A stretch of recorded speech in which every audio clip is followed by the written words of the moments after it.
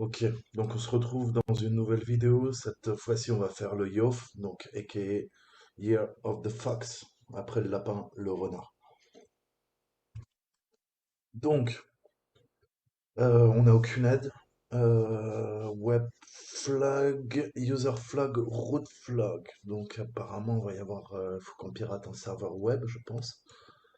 Le user flag et le root flag. Bon, bah c'est parti.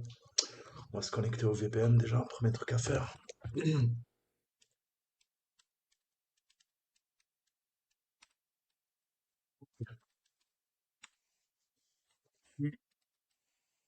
Donc là j'ai quoi? Là j'ai mon burp, c'est pas mal.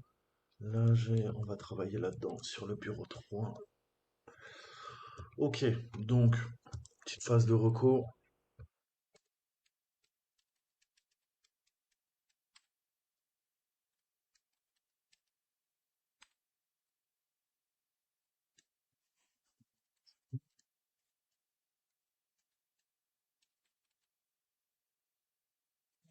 139, 135, on a du NetBIOS, à mon avis sur du 139, 104, 145, on a un port. Donc on va aller voir ce qu'il y a. Ok, ça commence bien. Donc il nous dit, vas-y rentre le username et le password que nous n'avons pas. Donc, bah déjà, là c'est mort. On n'est pas autorisé. Voilà. On va analyser la surface d'attaque. On va voir ce qu'il en est. Il y aura peut-être du Samba. Port 139, 445, NetBIOS, Samba, obligé.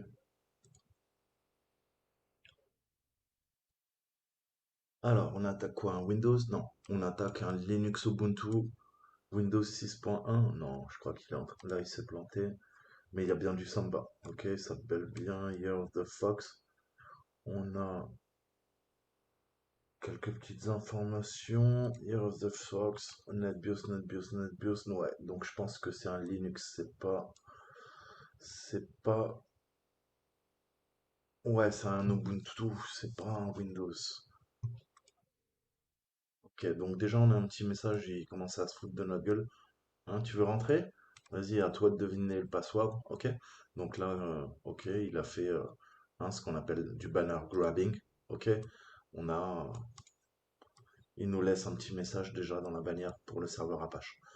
Donc il va falloir qu'on scanne un petit peu plus euh, avec, je pense qu'on va utiliser enum for Linux, donc un script d'énumération. Qu'est-ce qu'on peut faire? Enum, il est installé ou pas? Oui. Ok, adresse IP, on va voir ce qu'il nous trouve.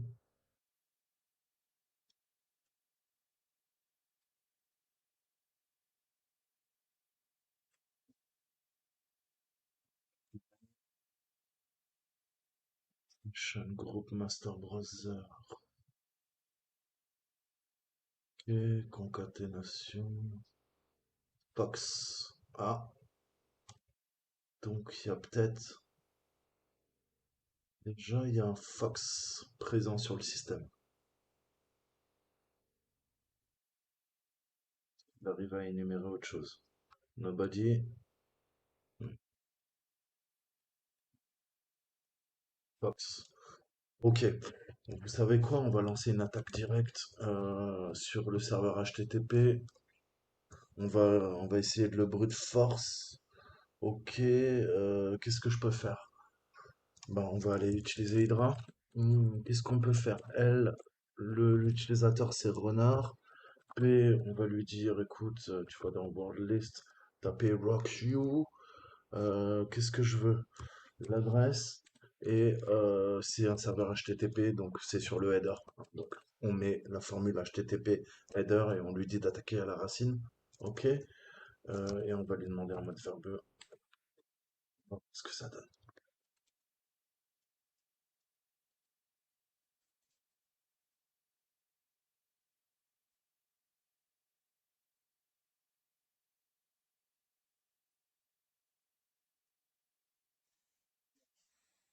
Et laisser tourner.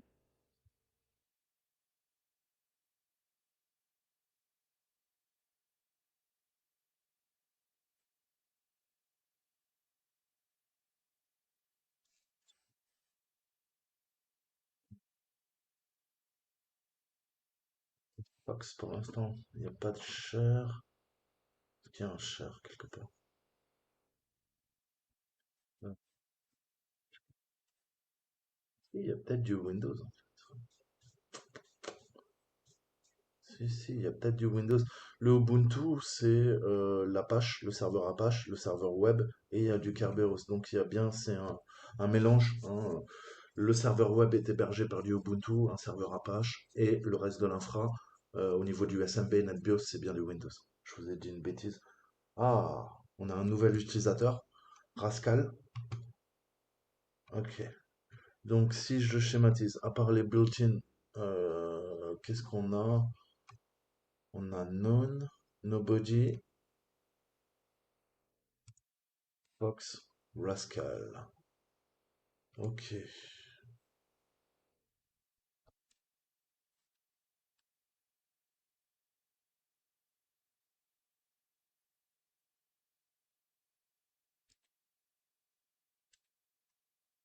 Alors, on va mettre un mode verbeux, on va lui mettre des threads, on va lui en mettre un peu plus, histoire que ça tartine un peu. Euh,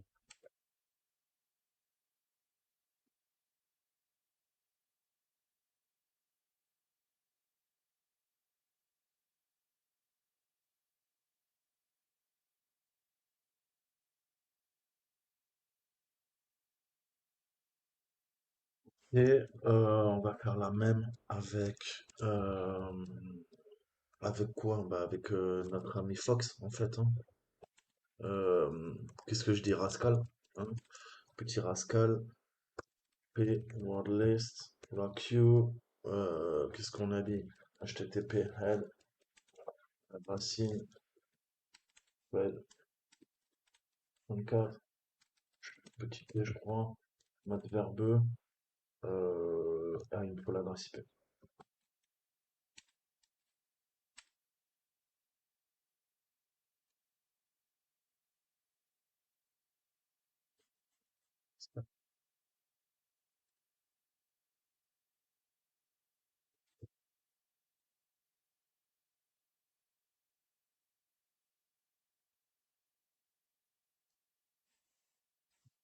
Quelque chose,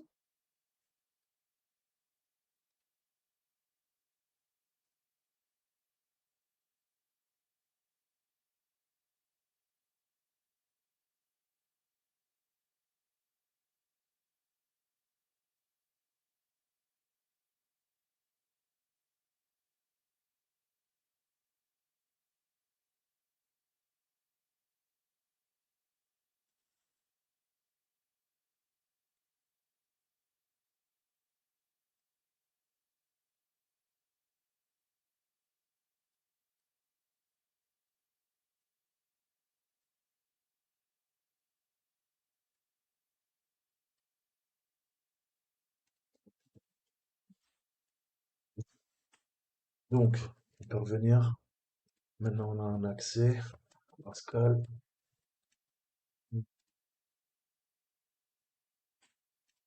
je suis un télote parce qu'il va nous emmerder. Il est en train de faire tourner.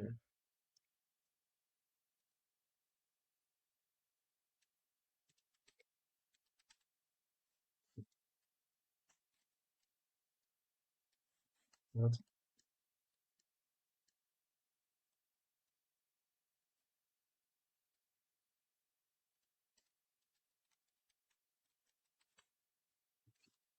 On chaîne 5.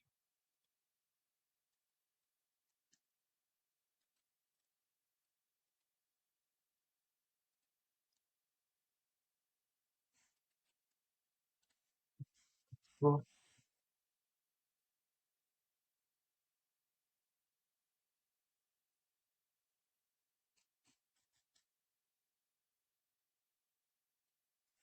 il y a du Hot il y a quoi dans Assets?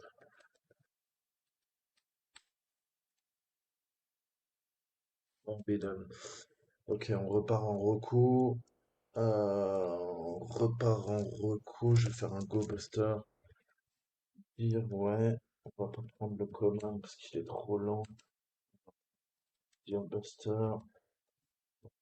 2, 3. Medium qu'on utilise pour les CTF. Voilà. T150, c'est pas mal. Et on va s'en...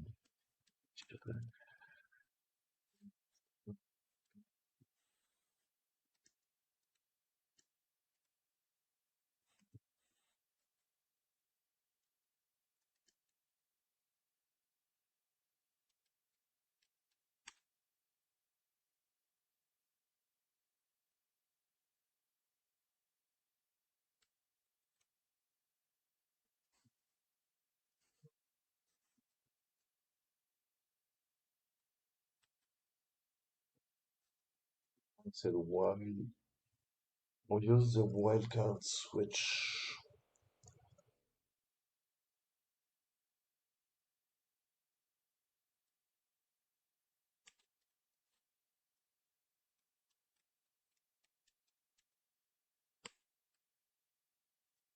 Ok.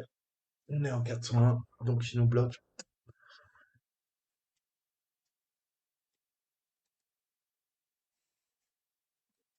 Il nous faut quand même quelque chose. Donc, si on résume, on a accès au serveur web.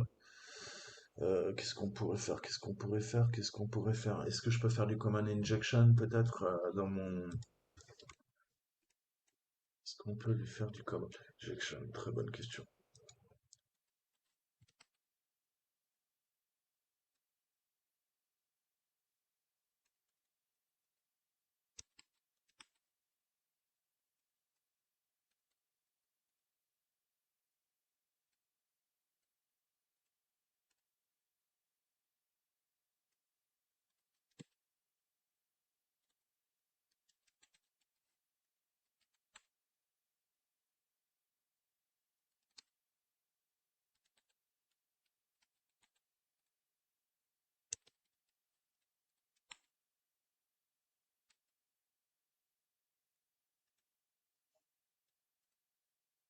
Injecter quelque chose.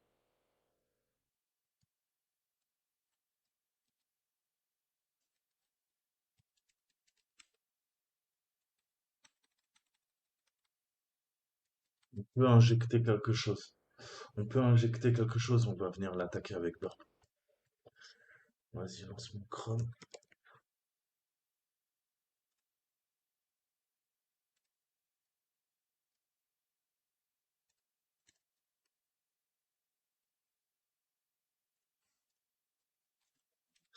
C'est peine perdue, ça sert à rien. Euh...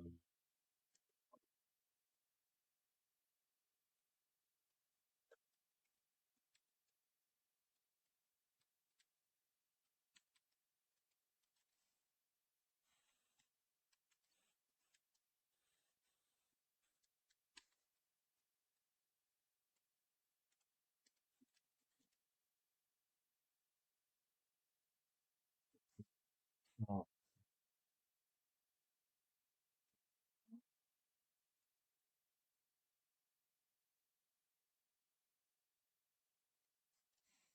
ça, on va les sortir du scope pour pas être emmerdé. Remove from scope. Et lui, on va lui dire add from scope. Add to scope, hein. Donc le principe de scope, hein, je demande notre machine qu'on va venir attaquer via une attaque de l'homme du milieu dans le navigateur. Ok, on va essayer de contourner les filtres. Il doit y avoir des filtres côté client et peut-être côté backend. Il faut qu'on récupère, qu'on pousse un web shell, hein. Visiblement, on peut faire du command injection. Donc on va tester. Donc là, je demande de dégager, comme ça, je ne serai pas pollué. Il y a quoi? Il y a que cette adresse IP qui va apparaître au niveau de l'interception. Vous savez que Google Chrome fait plein de requêtes via les interfaces de programmation. Ça pollue notre burp suite. Donc là, je lui ai dit, écoute, tu dégages toutes les requêtes vers le site de Kali et Google, les communications de mon Chrome. J'en veux pas. Je veux que tu te concentres sur la cible. Ok? Et la cible, c'est quoi? C'est notre petit ami, comment dire, eh ben, avec la petite adresse IP. Ok, donc bah, on va se reconnecter. Sunshine 5.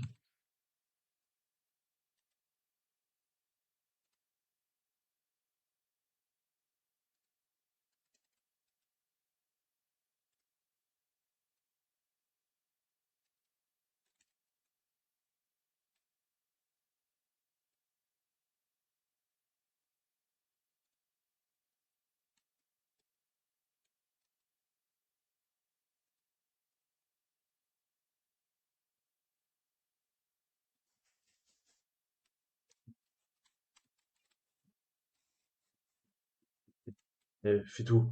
Dodo, hein. Commence pas. Et si tu veux, tu veux partir? Allez, sors.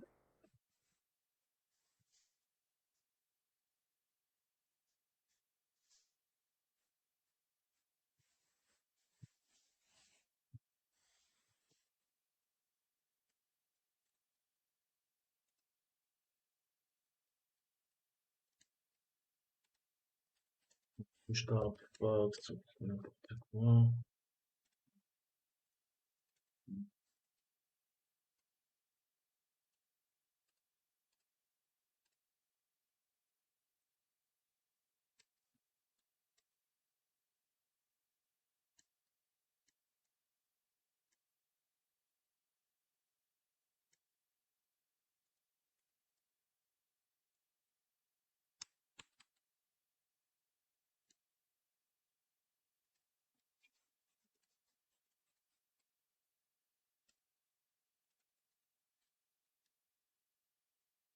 Ok. Donc là, on a notre petite requête vers du HTTP.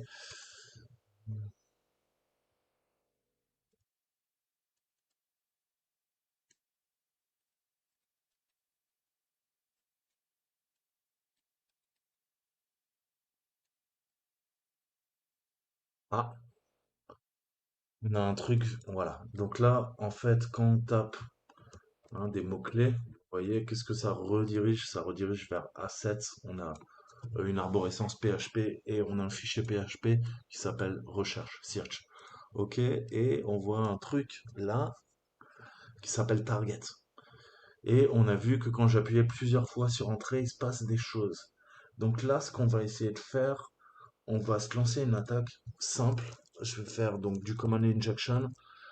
On a target et il nous dit, bah vas-y, grosso modo, vas-y, tape ce que tu veux, copain. Ok?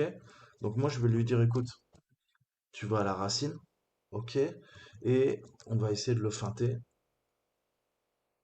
On va lui faire un point virgule pour lui dire une autre instruction, ok? Et je vais lui demander de pinger ma machine, ok?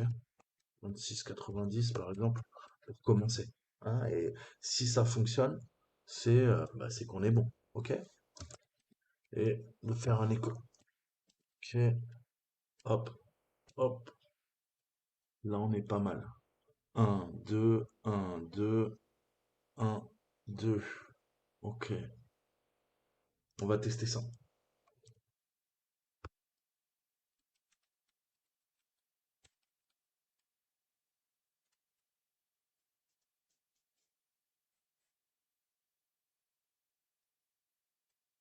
Je lance Wireshark, on va sniffer les paquets.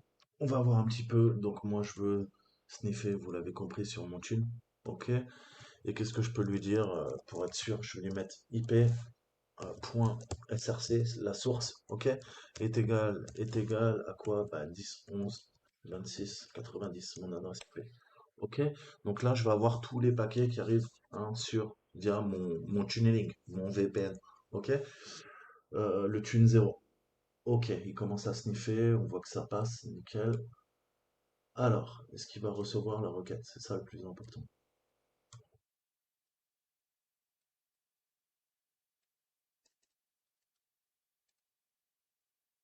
Ah, est-ce qu'on a du hack?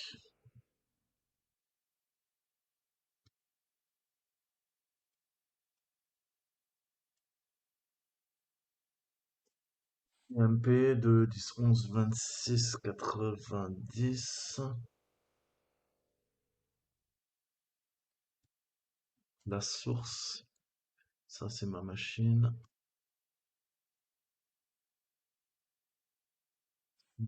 Ping echo, echo reply. Ok. Donc on reçoit bien le paquet CMP, hein. Ça veut dire que bah je peux injecter des commandes maintenant. No file returns. Ok. D'accord. Ok. Donc s'il n'y a pas un des fichiers qui est présent, je peux lui demander quoi? Fox.txt. Là, il me l'affiche en gros. Ok. Qu'est-ce qu'on avait? creds2.txt. Ok. Si je fais deux fois entrée, voyez qu'il m'affiche trois fichiers. Donc, quelle est la logique? C'est que peut-être, hein, ce qu'on rentre hein, dans le champ là, eh ben, ça peut être exploité pour faire quoi? Pour faire du command injection. Ok? Et ça, on va pousser quoi? Une backdoor. Ok? Pourquoi? Prendre le contrôle de, du serveur web. Hein, du serveur web. Et c'est un serveur web Ubuntu Apache 2. Comment je peux faire ça? Alors, comment vous expliquer? En fait, on a généralement ce qu'on appelle du sanitizing. Ok? On va nettoyer les entrées de l'utilisateur. Si l'utilisateur là, il commence à faire n'importe quoi et dire, bah écoute, vous voyez, plutôt dès que je fais un bash, il me nique la gueule. Ok? Donc, dès qu'il voit le mot bash i, voilà, il y a un mot-clé, il me l'efface automatiquement. Ok? Donc, il doit y avoir quelque chose qui fait que eh ben, ça nettoie les entrées par rapport à des mots-clés. Voilà, dès que je tape netcat, un petit tiret. Voilà, dès que je fais un tiret, ok, je peux rien passer en paramètre. Donc, qu'est-ce qui se passe? Il y a deux types de vérification en fait. Il y a du JavaScript, très sûrement. Hein. Le problème, c'est que si je le désactive, le site il marche plus. Chargé, ok, sans JavaScript. Ah, donc vous voyez bien que le JavaScript là, il est en train de bloquer certains paramètres, ok, pour que je ne puisse pas faire justement des trucs bizarres et lui dire, écoute, hein, 26,90, ok, donc on va essayer de pousser une charge utile, vous l'avez compris, ok. Le but c'est d'essayer de taper là-dedans et voir bah, si on récupère quoi que ce soit. Ok, donc comment je peux faire ça? On va essayer de le feinter. Je désactive le Java. On va se faire quoi? On va se faire un TCD, donc il faudra un sudo pour vous. TCP2, on va lui dire i sur tune 0, on va sniffer les paquets, on va voir ce que ça donne. Mhm.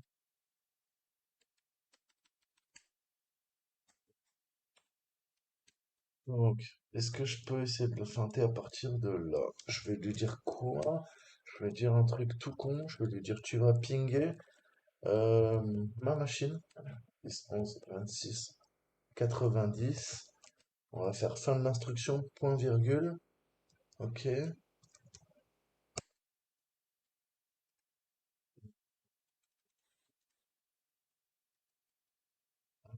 Problème, c'est que quand je désactive quoi? Quand je désactive le JavaScript, je ne peux plus valider. Ok? Donc, il y a quand même quelque chose. Ok? Puisque ça, je pourrais pas le passer. On va tester. J'ai désactivé. Ok. Je recharge. Donc, qu'est-ce qu'il faut qu'on fasse? Faut qu'on fasse une attaque de l'homme du milieu dans le navigateur. On va faire, on va se placer entre quoi? Entre le front-end, mon navigateur web, et le back-end. Et je suis quasiment sûr qu'il y a deux types de filtres qui sont mis en place pour empêcher de faire des attaques par injection. Il y a quoi? Là, il y a du JavaScript, hein, forcément. Il doit y avoir un index.html, ok, ou quelque chose, je sais pas, comme vous l'avez vu, on ne peut pas, non, on peut pas énumérer, donc il nous faut deviner, ok, mais visiblement il y a quelque chose qui, quoi, qui vérifie côté client, dans mon navigateur, ce que je rentre, et il doit y avoir sûrement également des vérifications côté serveur, ok, donc deux types de vérifications. Validation, nettoyage des entrées dans le navigateur. Les données sont envoyées au serveur. Le serveur reçoit les données et il vérifie également les entrées. OK? Pour pas qu'on ne puisse pirater la machine. OK? Mais on a des techniques pour pouvoir contourner ces filtres. On va faire du filter bypassing. OK? Donc, index, je sais pas, HTML, comme ça. Ouais. Donc, on va se lancer bas. Je vais lancer Chrome avec quoi? Avec justement Burp Suite. Ok. On va quoi? On va lui laisser le JavaScript, c'est pas très grave. Ok. Et maintenant, bah, je vais attaquer à partir de là. Ok. Et on va voir notre copain Burp. Donc Burp, on va intercepter. C'est tout le but. Hein. On a quoi? On a visiblement la barre de recherche qui réinitialise certains caractères. Comme je vous disais, c'est géré sur le site client avec du JavaScript et nous pouvons prendre le contrôle de tout ce qui est géré sur le site. Ok? Plutôt qu'interférer avec le navigateur, je vais faire une attaque de l'homme du milieu dans le navigateur. Ce n'est plus mon navigateur qui envoie les données au serveur, c'est Burp. Et Burp, eh ben, on peut lui dire, écoute, hein, tu vas faire des choses bizarres que ne peut pas faire mon navigateur. Ok? C'est typiquement ce qu'on va faire. Interception des communications. Et là, on va sniffer les paquets, hein, et récupérer les requêtes. Donc là, on voit que ça communique déjà. Ok, ça c'est cool. Qu'est-ce que je veux? Donc ça c'est quoi? Ça c'est mon... Non, ça c'est mon... Faut que je le réduise. Je veux mon Chrome. Chrome, on va lui dire blablabla. Bla, bla, bla, bla. Vas-y, search. Ok. Il intercepte. Et là, on voit un truc assez intéressant. Ok. On voit que dans Assets, visiblement, hein, il y a search.php. Il y a un fichier PHP. Qu'est-ce que ça veut dire? Ça veut dire que, en gros, il y a une application web, hein, et à chaque fois que je vais sur quoi? Bah, que je vais dans ma barre de recherche, ça fait quoi? Ça appelle une ressource. C'est un fichier PHP qui s'appelle search, recherche, cherche, ok, et qui est présent dans quoi? Dans une arborescence assets PHP. Et il fait une requête en post. Ok?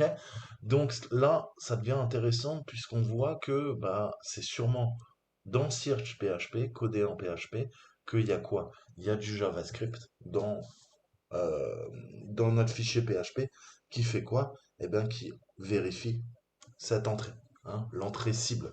Je peux taper FDSSSS, mais il me bloque sur certains trucs. Donc on va commencer à jouer, hein. Vous voyez qu'on a quoi techniquement? On a une variable, hein, qui s'appelle cible, target, ok? Et on peut lui rentrer des trucs. Et lui, il nous dit quoi? Il nous dit accept. Bah moi, je travaille à la racine, ok? À partir de là, voilà, quelque chose, mais moi, je te prends ça. Donc on va lui dire, écoute, ça, pas de souci, c'est bien, mais on va faire en fait une attaque en contournant via des filtres. Comment je peux faire cette attaque? En fait, le principe de base, quand vous avez des filtres, une des techniques qu'on peut utiliser, c'est des caractères spéciaux. Ok? Ça va nous permettre de faire, d'injecter notre commande et de filtrer, hein. Si elle filtre les caractères spéciaux, on peut s'en servir justement pour contourner les filtres en place. Ok? Et à la fois contourner les filtres côté client du JavaScript, mais là on utilise Burp, donc ça le fait. Et là maintenant, vu qu'on utilise Burp, automatiquement on contourne côté client. Maintenant, il faut contourner côté serveur. Pour contourner côté serveur, comme je vous le disais, on utilise des filtres, ok, et des caractères spéciaux. Une des techniques de base, en fait, c'est de pouvoir à la fois utiliser notre anti-slash et à la fois utiliser quoi? Utiliser un guillemet. Alors ça fait quoi? Bah en fait c'est ce qu'on appelle un échappement. Ok? L'anti-slash dit bah écoute, tu vois là t'as un anti-slash et là t'as un guillemet. En fait le guillemet il n'existe plus. Et après je lui dis quoi? Je lui dis bah écoute, tu passes à l'instruction suivante. Après je peux faire quoi? Je peux lui faire commande pour pirater le serveur. Ok? Et là, je lui dis quoi? Je lui dis, bah, fin de l'instruction, ok? Et on recommence le même principe. J'encapsule ma commande dans quoi? Dans un anti-slash et double guillemets. Qu'est-ce qu'il va faire? En fait, eh ben, il va bugger. Ça, il va le lire, ok? Et là, ça lui dit quoi? Ça lui dit, ça n'existe pas, et tu passes à l'instruction suivante. Après, tu as autre instruction, ça n'existe pas. Bypass. Donc, en fait, qu'est-ce qu'il va faire? On va le tromper, on va le berner. Il va venir exécuter notre commande. Ni plus, ni moins. OK? Donc, typiquement, ça, c'est notre charge utile et c'est le plus important. Ça va nous permettre de faire notre remote code execution. Hein? Rappelez-vous, l'anti-slash échappe toujours le single ou le double quote que nous avons mis au début à la fin. Hein. Mais ce qu'on veut, c'est pas obtenir de commentaires, c'est berner pour que quoi? Pour qu'il exécute notre code et que ça fonctionne. Ok? Donc le premier truc qu'on peut essayer de faire, c'est d'envoyer une requête simple et voir la réponse du serveur avant de commencer à le manipuler. Je fais quoi? Je fais une requête vide. Ok? Et là, je fais forward. Donc, euh, je suis un peu bête parce que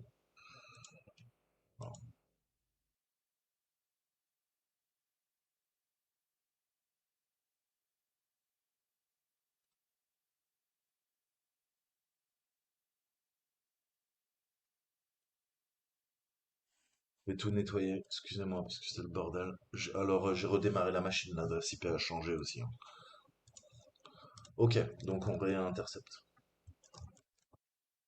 Je vais vous expliquer. Hop, tac, tac, tac, n'importe quoi. C'est interception. Qu'est-ce que je fais?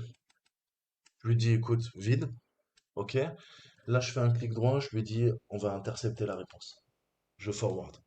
Et là, automatiquement, intéressant, qu'est-ce qu'on voit? On retrouve les fichiers, ok, qui sont présents dans quoi? En fait, quand on tape un peu ce qu'on veut, ce qu'il nous dit là, il nous dit exactement ce qu'on peut voir là, les fameux trois fichiers. OK?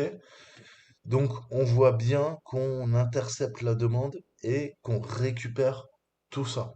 OK? Donc ça, c'est cool. Maintenant, on va essayer de contourner le filtre pour utiliser ces caractères spéciaux. Le premier truc à pousser, c'est je vais envoyer un ping. OK? Si je peux envoyer un ping, ça veut dire que on peut commencer notre attaque par injection. OK? Donc je forward, on repart. Je suis sur quoi? Je vais hop, hop, il intercepte. On va pas s'emmerder, on va la passer au repeater et on va faire du replay attack. Là, je vais dans repeater, comme ça, j'ai pas besoin à chaque fois de m'emmerder avec le truc. Donc là, qu'est-ce que je vais lui dire? Eh ben, une simple requête. Qu'est-ce qu'on a vu? Lui, il travaille, ok, à la racine. On lui fait ça, ok, hop, et là, on commence à injecter. Qu'est-ce qu'on a dit? Ah, on contourne, comme vous l'avez vu. Il attend quelque chose? Eh ben, je lui dis anti-slash, double guillemets, fin de l'instruction.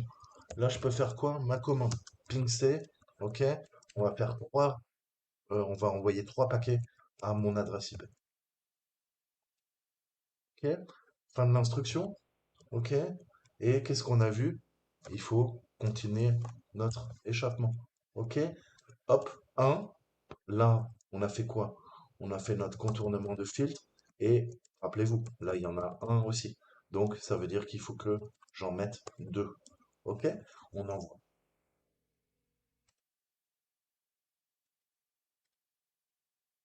No file return. OK, no file return, c'est un petit peu logique. Par contre, qu'est-ce qui s'est passé? Eh ben, moi, j'ai eu les CMP Echo Replace. J'en ai eu trois. Un, deux, trois. Donc, qu'est-ce que ça veut dire?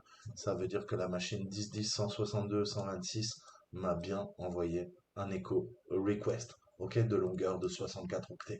Donc, ça veut dire quoi? Ça veut dire que la commande qu'on vient de pousser via Burp Suite, le serveur nous répond et nous envoie des requêtes, des paquets ICMP. Et moi, qu'est-ce que je fais? Mon ordinateur, moi je suis 10, 10, 11, 26, 90. Je réponds au serveur, je lui dis ouais, ouais, j'ai bien reçu un knowledge. Ok? Après, il me fait ah bah tiens, je t'en envoie un deuxième. Moi, je fais ok, ouais, pas de problème, je l'ai bien reçu également. Il me fait ah tiens, je t'ai envoyé un troisième. Et je lui dis ouais, ouais, je les ai bien reçus. On termine la communication. Ok? On a reçu les flags et on repart sur une communication classique. Ok? Mais le fait qu'on ait ces négociations, hein, en sniffant le réseau, ça veut dire que ça marche. Ok? Je lui ai demandé 3 pings, ça a marché.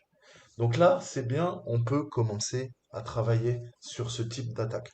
Donc maintenant, qu'est-ce qu'il faut qu'on fasse? Il faut qu'on intercepte un shell, ok? Je veux récupérer un river shell, ok?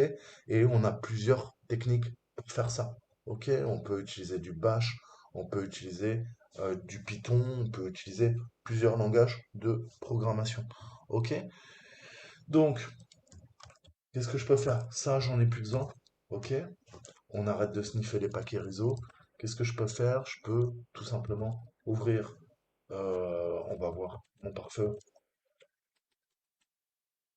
Ok, j'ouvre sur le port par exemple 444. Je vais ouvrir le port, je vais ouvrir un Netcat Listener. Ok, donc là le Netcat Listener, il est en train d'attendre des communications. Ok, il va quoi? Il va récupérer la charge utile qu'on va pousser via Burp. Hein, c'est le serveur web qui va nous l'envoyer. Et dès que c'est effectif, si ça fonctionne, qu'est-ce que va faire le Netcat Listener? Eh ben, c'est un auditeur. Il attend une communication. Dès que la communication arrive, il la récupère. Il nous ouvre un shell sur la machine. On vient d'ouvrir une porte dérobée. OK? Donc maintenant, il faut qu'on arrive à pousser le shell. On a vu que le ping, ça fonctionne. OK, c'est cool. Mais nous, il nous faut autre chose. Alors, il y a mon petit outil, vous commencez à le connaître, hein, on va venir tester. Là, je vais lui dire quoi? Je vais lui dire, écoute, je veux un shell, ok, on va tester reverse shell, naturellement. Pourquoi reverse? Parce que c'est le serveur que j'attaque qui ouvre la communication vers mon Kali Linux. Donc, c'est pas un bind shell, un shell de liaison, c'est un shell inverse. Hein, c'est ce qu'ils vous disent. Un reverse shell est un shell de session établi sur une connexion qui est initialisée sur une machine distante, pas à partir de l'hôte local. C'est-à-dire, moi, je ne vais pas me chercher à me connecter directement sur le serveur web à pirater. Il y aurait le pare-feu, je vais me faire niquer la gueule. Donc, je fais l'opération inverse. Ok? J'influe sur le serveur pour que lui ouvre une communication vers mon Kali Linux. Et comme c'est lui, c'est en sortant. Ok? Donc, c'est un reverse shell. Je vais contourner le pare-feu. Le pare-feu, il est ouvert. C'est un serveur web. Et tout est ouvert en sortie. Il a besoin de communiquer avec Internet. Donc, on va lui niquer la gueule. Vous l'avez bien compris. Donc, mon adresse IP, le port 444. Pourquoi le port 444? Mais parce que bah il y a mon auditeur, Netcat Listener, qui attend sur le 444. Ok? Et maintenant, on va venir le pousser.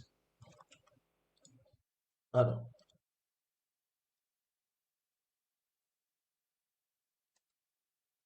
qu'est-ce que je peux faire? On va essayer en bash classique. Donc, comment ça fonctionne? Eh ben, c'est pareil. Ça, je vais en avoir besoin. Qu'est-ce que j'ai dit? J'encapsule mon attaque dans quoi? Hein? Entre quoi? Entre un anti-slash double guillemets point virgule et un autre point virgule fin de l'instruction anti-slash guillemets. Ok? C'est ça qui me permet d'injecter la commande. Là, on fait une attaque par injection de commande. Je copie, s'il veut bien. Ok. Alors, on va essayer ça. Devtop TCP. Ok, 444. On envoie.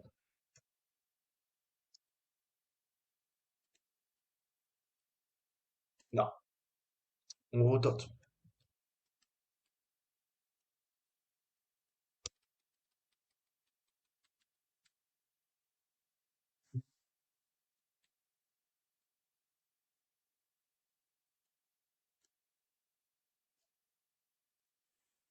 Alors, on peut commencer à travailler sur, pareil, peut-être qu'on contourne les filtres, mais il y a certains filtres qu'on ne contourne pas. Peut-être qu'il travaille également hein, côté serveur et il a une sorte de dictionnaire qui va venir vérifier les mots-clés qui sont rentrés. Et peut-être dès qu'il voit dev, TCP, une adresse IP, un port, hein, un ampersand, des chevrons de redirection, un bash, là il commence à paniquer. ok? Il commence à paniquer et il bloque la communication parce qu'il sait qu'il va se faire pirater. Comment on peut faire ça justement? Donc du coup, eh ben, euh, on peut peut-être se servir de l'encodage, ok? Donc je vais prendre mon payload, je vais aller dans décodeur, ok? Et on va encoder la charge utile. Ok, donc là je vais lui dire, bah écoute, tu me l'encodes en URL. On va tester. Ok, pour contourner les filtres. Je retente, je reviens dans le repeater, je lui dis, écoute Coco, bye bye, tiens, prends ça. Ok, vérifie la fin. On a un autre truc, on en a un, parfait, on envoie. Toujours pas. Ok, on se laisse pas abattre. Bash idev tcp, ok, on va lui dire, écoute, si euh, tu vas encoder en base 64. Ok.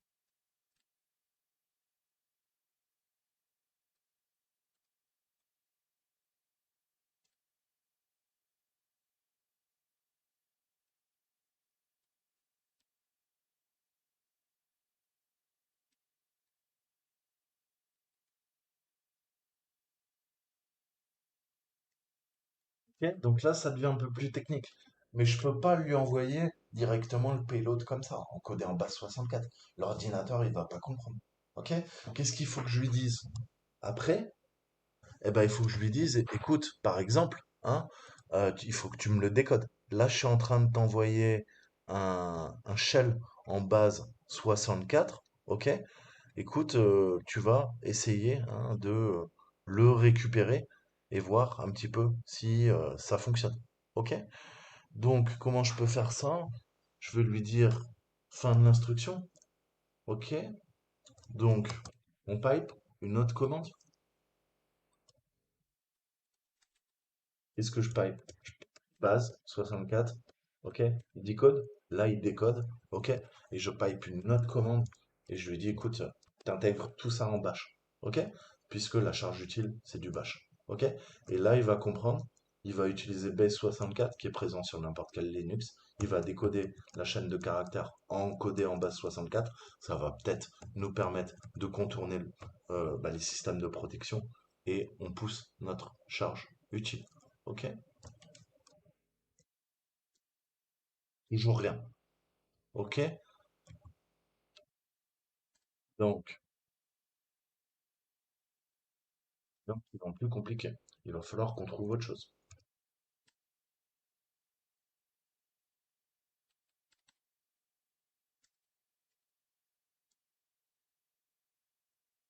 Est-ce que je peux tester d'autres?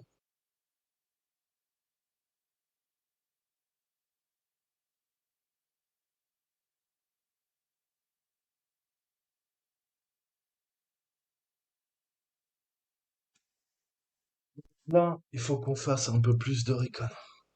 Qu'est-ce que je peux faire? Qu'est-ce que je peux faire?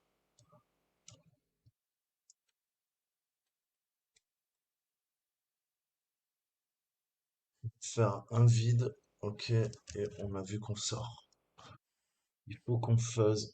Donc, toi, tu veux quoi? Tu veux ça à la base. Ok, qu'est-ce que je peux faire? Je vais essayer du command injection de base. On va lui dire, écoute Coco, vas-y, point virgule, je vais te faire un ID et retour à la ligne. Ok, comment tu réagis? Yes.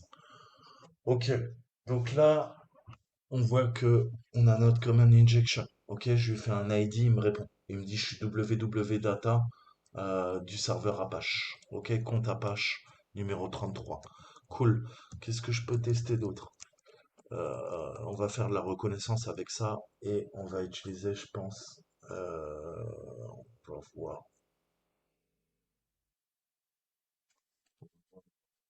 Donc ça, c'est mon payload de base. Ok, on va lui dire, vas-y, cherche dans user bin ID. Est-ce que ça marche? Est-ce que je peux faire du pass traversal? Hein? C'est cette technique qui permet de se balader. sur le serveur. Ça passe aussi. Intéressant. Alors, qu'est-ce que je peux faire? Est-ce que je peux maintenant, j'ai fait un retour chariot à laine. Est-ce que je peux le mettre aussi au début et voir si ça passe? Ça, c'est des techniques de fuzzing qu'il va falloir apprendre pareil hein, pour bah, comprendre en fait comment ça fonctionne. Ça passe aussi. Ok. Qu'est-ce que je peux lui dire?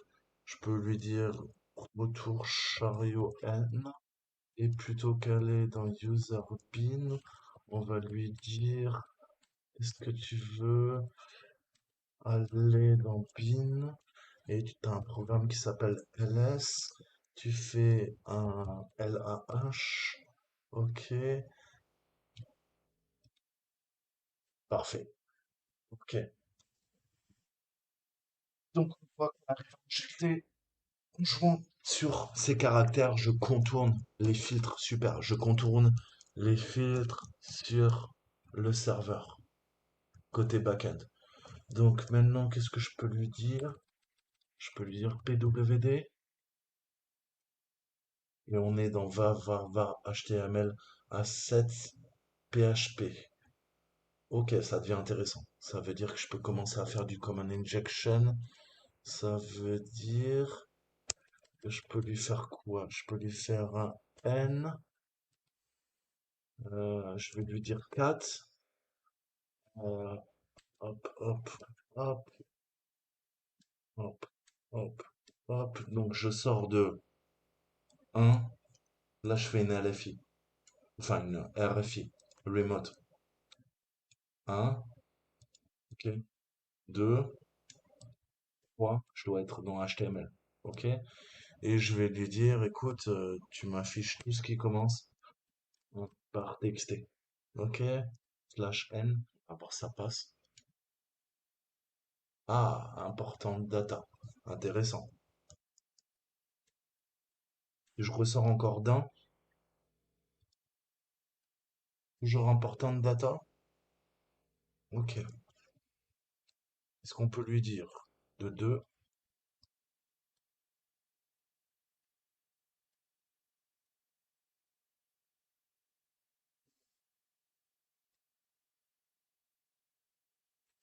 Alors, est-ce que je peux lui dire quelque chose qui commence par quelque chose et qui finit par flag? Hein? Le but, c'est de trouver, il doit y avoir un flag forcément dans l'arborescence. On va essayer de faiser. 2, il a l'air d'aimer.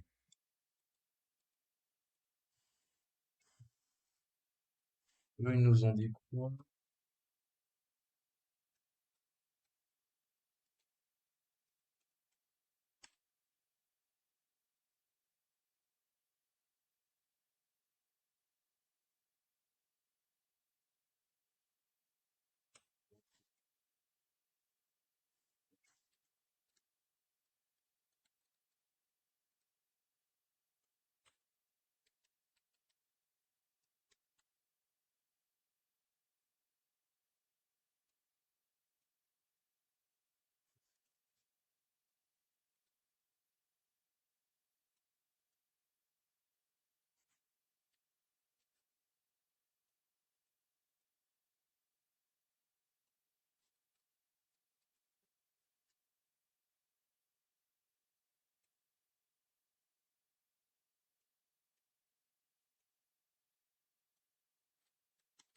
Vous voyez, ça, c'est la technique de fuzzing.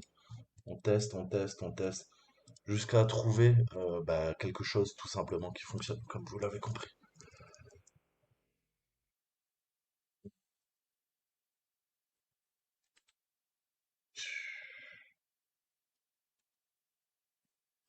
Jouer là-dessus, faire des doubles. Pareil, hein, ça c'est une RFI, je suis en train de tester. Euh,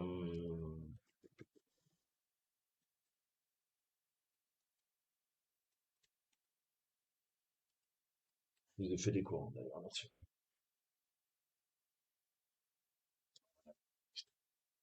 Ok, donc il fallait des doubles. Pareil. Là, on est en train de faire une remote file inclusion. OK? Local file inclusion, je suis sur le serveur. Là, je le fais carrément dans une requête post sur le serveur. Et il est en train de répondre à mes commandes. Je suis en train de petit à petit de le pirater. OK? Donc pareil, je vous ai fait des vidéos sur les LFI, les RFI. Là, vous voyez un exemple critique, hein, concret d'une faille. Et je peux récupérer la valeur d'un document, me balader, faire du pass traversal, faire des attaques par injection de commande, ok? Qui me permettent de faire soit du local file inclusion, là c'est du remote file inclusion, ok? Donc on a notre premier flag, plutôt cool. Ok, donc maintenant il faut qu'on arrive à pousser notre charge utile. Hein, on a vu que il faut qu'on arrive à la pousser. Donc maintenant que j'ai trouvé le bon paramètre, ça devrait marcher. Ok, on a vu que ça fonctionne. Hein. Je vous ai dit tout à l'heure, on teste avec nos points virgules et tout. Mais le LN là, il a l'air, ça a l'air pas mal. Donc, est-ce que je peux pas lui faire un LN echo? Hein? Tu vas m'afficher.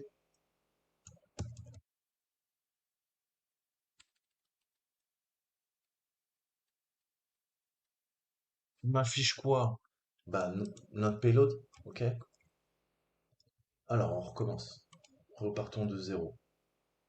Le bash. Ok, parfait. Ok. Euh,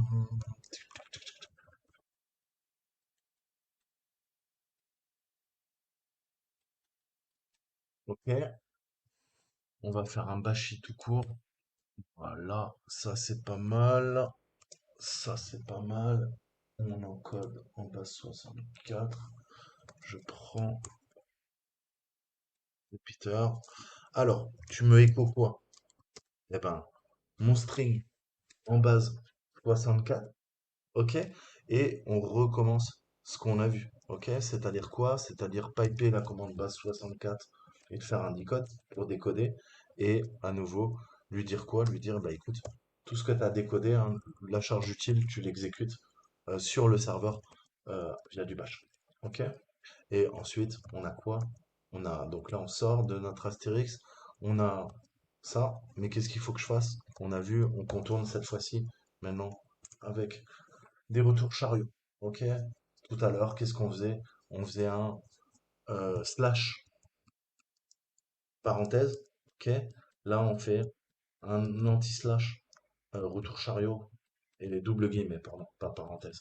Je fatigue. Ok? Et si vous vous posez la question, eh ben, c'est des techniques de filtering, de contourner les systèmes de filtre. Ok? Vous avez tout un cours sur GitHub et ça, vous devez l'apprendre par cœur. C'est ce qu'on appelle le shelling. Ok? Est-ce que je peux vous le traduire vite fait? Ok. Ce projet s'articule au cours de la détection des failles d'injection de commandes et d'arguments du système d'exploitation, non limité aux applications web, naturellement. Ses principaux objectifs sont de fournir une méthodologie pour la détection d'injection de commandes du système d'exploitation et de fournir un logiciel implémentant cette méthodologie. Ok? Et là, vous avez tous les cours et tout ce qu'on peut faire. Et ouais, ok, interface utilisateur, blablabla. Mais qu'est-ce qu'ils vous disent, hein? Ils vous disent que, très succinctement, la commande, je peux faire des citations simples, ok? Je peux mettre des guillemets, ok? Je peux mettre des mauvais caractères, entre guillemets, ok? Dans mon code, hein? Et essayer de feinter, hein, point virgule, simple, point virgule double, point virgule, point virgule. Ça, c'est des charges utiles. OK? On va utiliser aucun caractère, comme des espaces ou des tabulations. OK?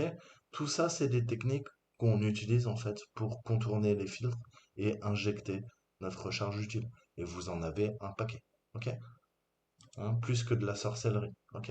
Donc ça, vraiment, quand vous attaquez, c'est un truc à connaître, quoi. Ça prendra du temps mais c'est un truc que vous devez parfaitement maîtriser. Ok? Utiliser des null bytes, attaquer une base de données MySQL en se servant de caca Unicode, qui est connu pour provoquer la terminaison de de chaînes dans les logiciels de base de données MySQL. On peut faire un pourcentage avec du dièse. C'est le type Unix, ok? Ou deux points, deux points, ok? Typiquement, séquence de commentaires en ligne de commande. Donc tout ça, c'est des techniques, hein, à utiliser, et, des expressions régulières. Bref, il y en a un paquet, ok? Mais ça, je vous l'avais déjà dit dans mes cours sur les LFI et les RFI, ok? Et je vous ai fait des vidéos aussi comment contourner les fameux filtres, ok? Le meilleur exemple, c'est d'aller voir les CDF, hein, en fait, hein. Donc, là, on est bien, on va attaquer et on va voir si ça fonctionne.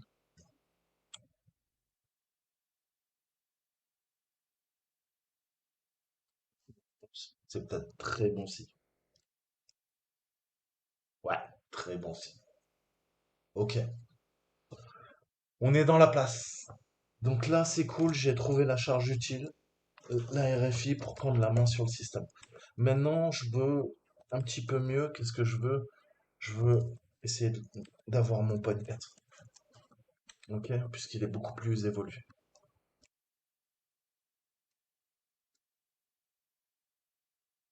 Une point 4, par contre, tu récupères pas la charge. Dommage. Très très dommage.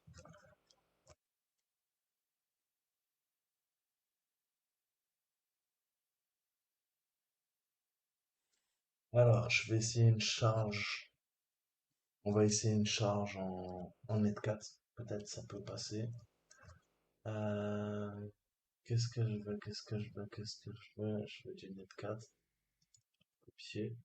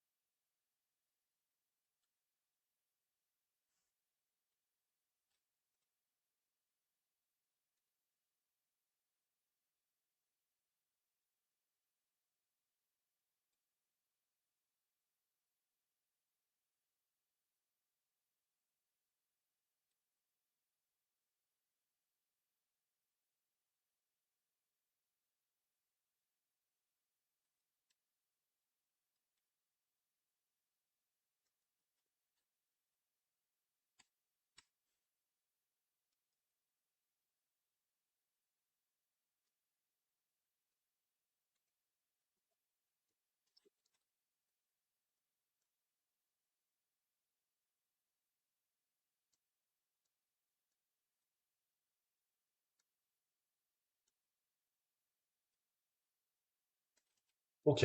Bon, tant pis. Dans la vie.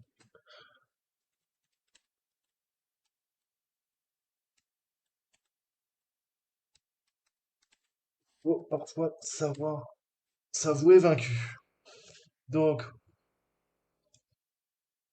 let's go again. Ok, 4, 4, 4, 4, copie. Parfait. Encodeur.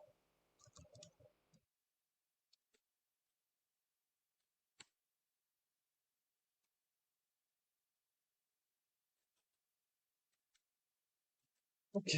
Donc, il va falloir énumérer à la main. Je pourrais pas me servir de mon grand ami Ponkat, mon nouvel ami, le chat énervé.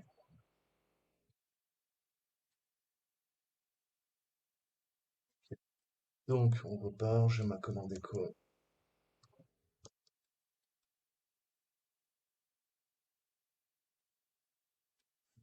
écho espace, copier, on pousse.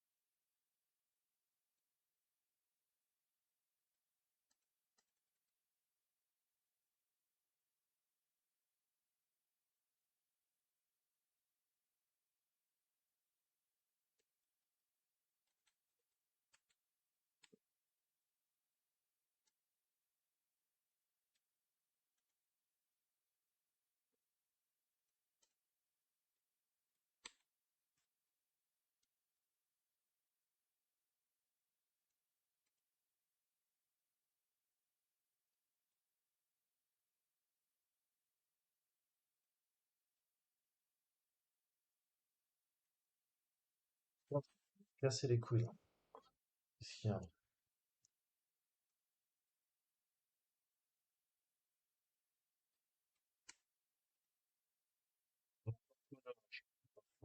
Euh,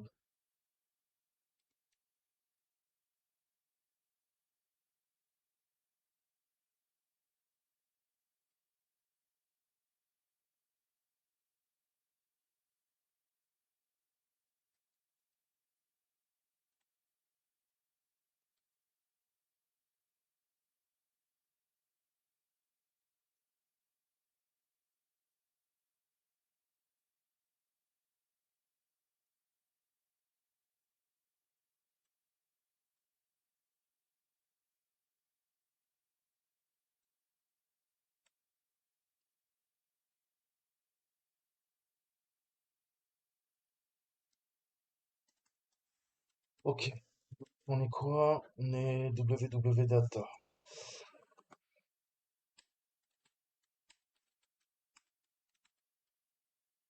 La pique était bien là.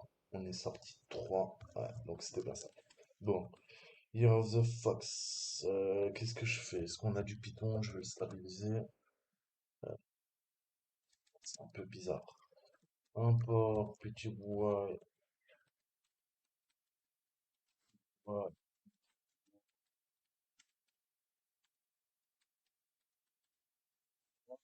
Spawn. Quoi? Bin, bash. Ouais, c'est un peu mieux. Donc, j'ai pas intérêt à me rater. Donc, payload, bash, qu'est-ce que je veux, qu'est-ce que je veux, faut que j'encode, putain, chaque fois je m'embrouille. Donc, bash i, redirection upper 5 vers dev, TCP, 10, 11, 26, 90, ma machine par 555. Et si on a fait dans ce sens, on fait dans l'autre sens. On va essayer comme ça. 0 plus 1. Redirection donc du standard input vers le standard output. Channel refused.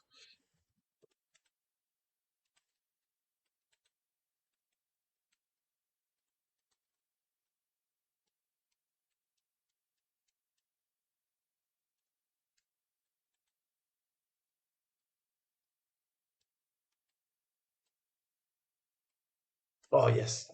Oh, stop. C'est top. Ok. Donc, maintenant qu'on a ça, un contrôle D, je suis bien en remote ID, on est bien ok. Donc, on va faire quoi? Il faut commencer à faire une énumération, ça m'évitera de télécharger l'InPis.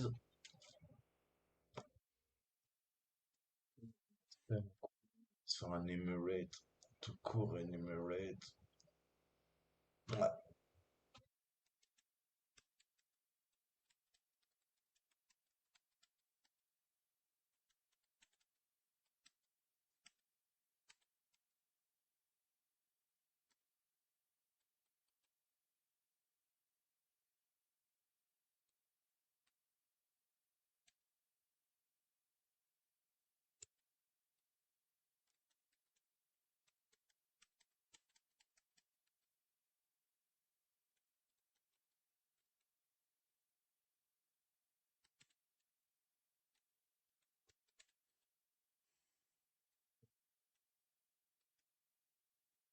Tant qu'on était www data.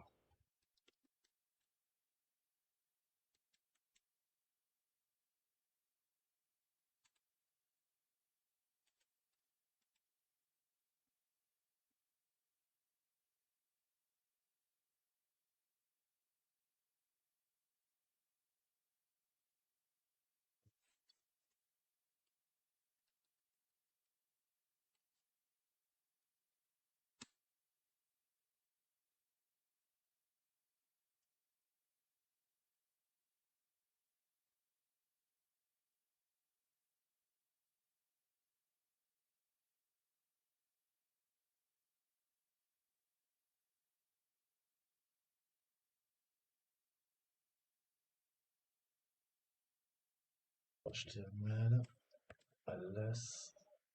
Mais non, mais il l'a pas copié, là.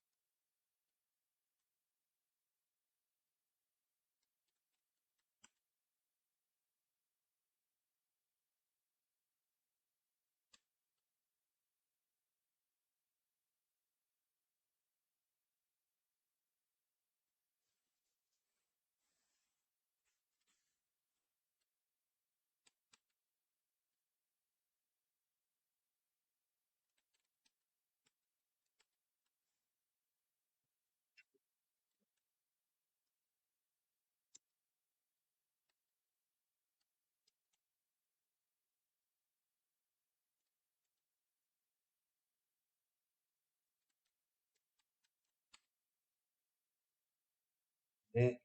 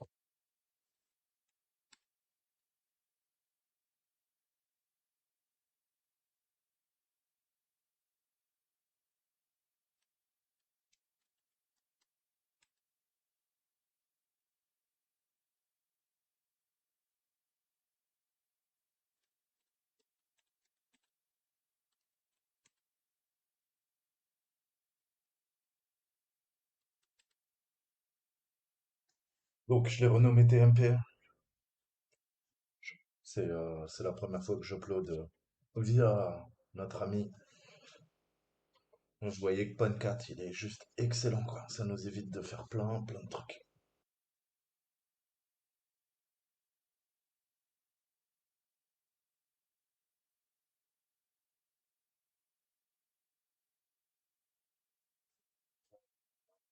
On peut casser, mais c'est pour nous connecter au serveur Apache. On a déjà la main dessus, ça ne sert à rien. On va avoir le compte Apache.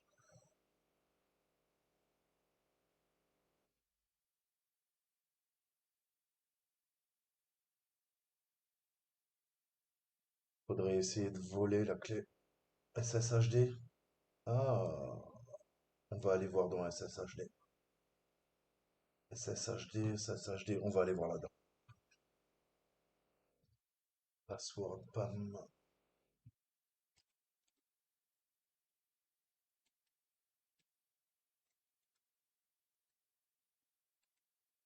Ok. Donc,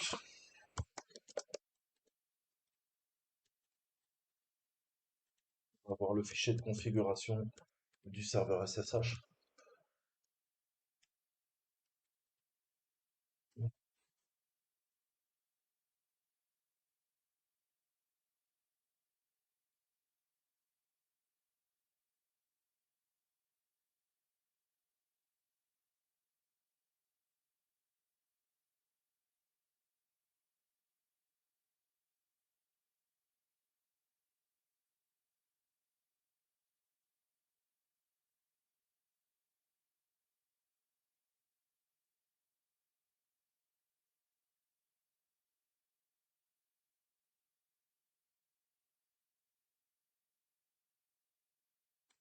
Dernière ligne. Là. Donc, qu'est-ce que ça veut dire ça? Ça veut dire que il y a que Fox qui est autorisé à se connecter. Alors, si Fox il est autorisé à se connecter, c'est qu'il y a un port, mais nous, on n'a pas vu de port 22. Ah, il va falloir faire de la redirection de port. Netstat.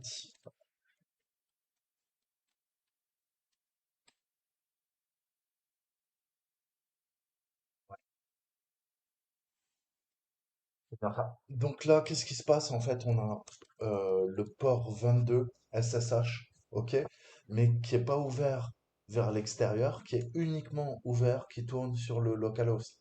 Ça veut dire que de l'extérieur, on peut pas l'attaquer, ok? Donc il faut qu'on trouve un moyen de créer un tunnel, faire du port forwarding, du tunneling pour contourner le pare-feu, en fait. Donc ça, c'est notre faille, je pense. Netstat, il nous dit quoi? Tunnel. Ouais, ok. Donc, on va se créer une charge utile. On va se créer une charge utile. Ouais, on va se faire ça. Donc, qu'est-ce qu'il me faut? Je vais aller dans Arsenal. Je sors de là. On va passer route.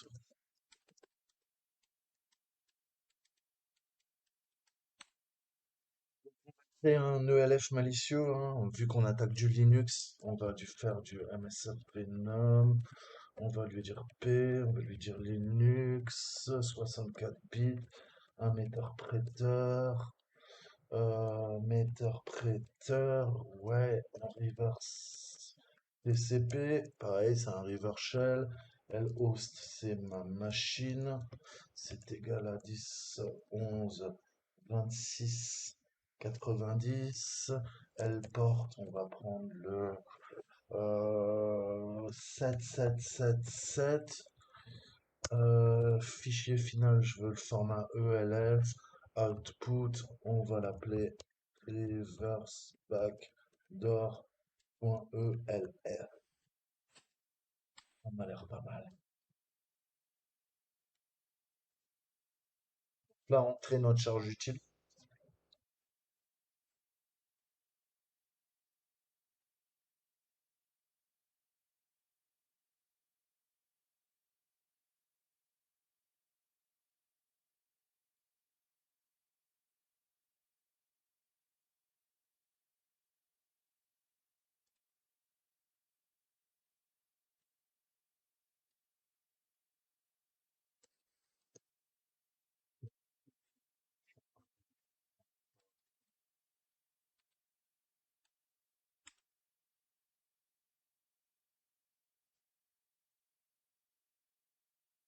On a notre fichier ELF. Parfait. Donc, maintenant, on va ouvrir le 7777 sur mon pare-feu. On va se lancer MSF console.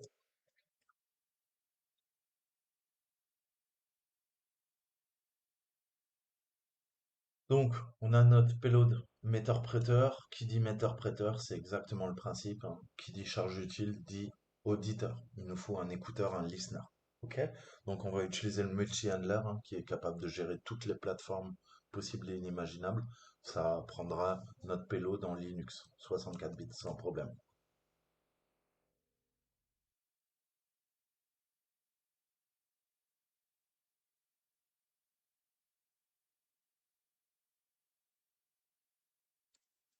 Donc, use exploit multi-handler.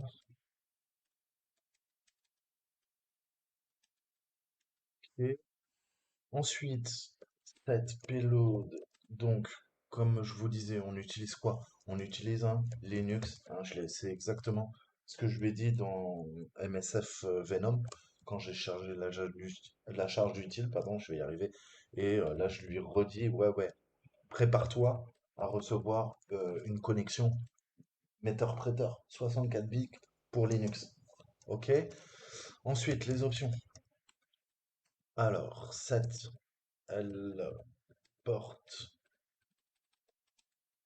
On a dit 7777, 7 L host, c'est le tune 0. Ok, il a bien modifié les deux variables. Run, parfait. Ça écoute la communication. On retourne à pawn 4. CTRL D, je reviens là-dessus. Je vais faire à nouveau un upload. Je veux quoi? Uploader à partir de home, saltin, national. Là-dedans, il y a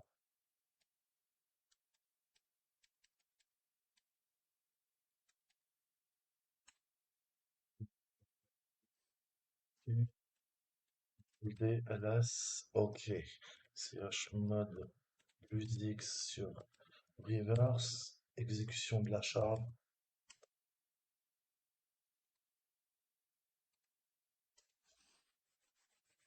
Je prends la place.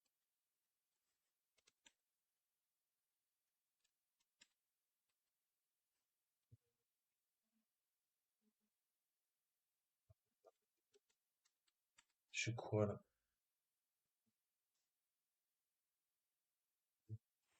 Tu as dit que tu as dit. Ok, donc on est toujours W-Data, mais là maintenant on a un Meter-Prêteur. Meter-Prêteur, vous savez, c'est le shell le plus évolué qu'on puisse avoir quand on lance une cyberattaque. Ok? Grâce à ça, qu'est-ce que je vais pouvoir faire? Bah, techniquement, je vais lui dire, écoute, tu vois le port local, hein? Toi sur la machine, c'est le 22 là. Eh ben, ce port local, je veux que tu le rediriges vers le port distant, ok, auquel je veux avoir, ok. Et qu'est-ce qu'on va faire? Bah, vous voyez, il était configuré pourquoi? Pour tourner que sur le local host, ok. Et ben là, on va pouvoir lui dire donc port forward add, j'ajoute une route en fait, hein. Je lui ai dit, écoute, sur ton port 22, eh ben, tu sais quoi, c'est le port de destination 22. Comme ça, moi, je peux me connecter à l'extérieur. OK? Et rappelle-toi, ça tourne sur le 127.0.0.1, comme on a vu quand on a fait la commande netstat. OK?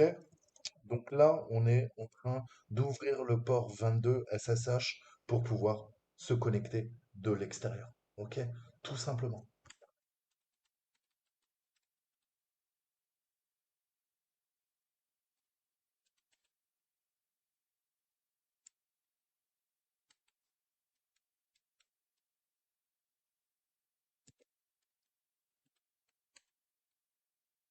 Yes, c'est ouvert. Donc là, je scanne mon localhost, mais le localhost, vous avez bien compris, c'est une redirection de port, c'est pas ma machine. Là, c'est sa machine qui répond. Donc, je peux taper Hydra, on va lui faire une attaque. P, on va aller taper dans World List. Euh, Q, SSH, j'attaque ma machine, mais ma machine, c'est le serveur, vous l'avez compris. Grâce aux redirections de port, on veut le port 22. V,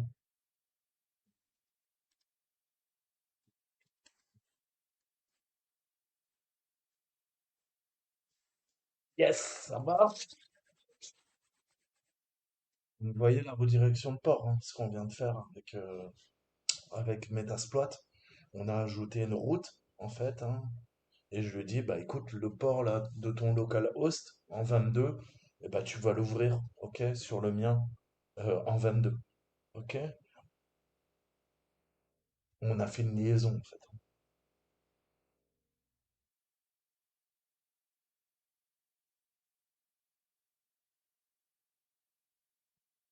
J'ai lié mon port 22 avec le sien, ok? Techniquement, c'est ce qu'on a fait là, ok? Je lui ai dit quoi? J'ai essayé plusieurs trucs. Et c'est ça qui marche, ok? Là, je lui dis quoi? Je lui dis, écoute, Meter-Prêteur, il tourne sur ma machine. Là, ok? J'ai une connexion sur le serveur, mais là, je lui dis quoi? Je lui dis, écoute, tu vois là, on a bien la main sur le serveur. Tu vas aller ajouter sur une règle, hein, une route, sur le serveur, tu l'ajoutes, ok? Et moi, je veux que son port en écoute en 22, on a vu qu'il tournait sur quoi? Lui aussi, il tourne sur le local host. Je lui dis, bah écoute, tu le lis avec le mien, hein, mon port 22. Mon port 22, c'est son port 22, ok? Et moi, bah, tu sais aussi qui je suis, ok? J'ai fait un tiret R, ok?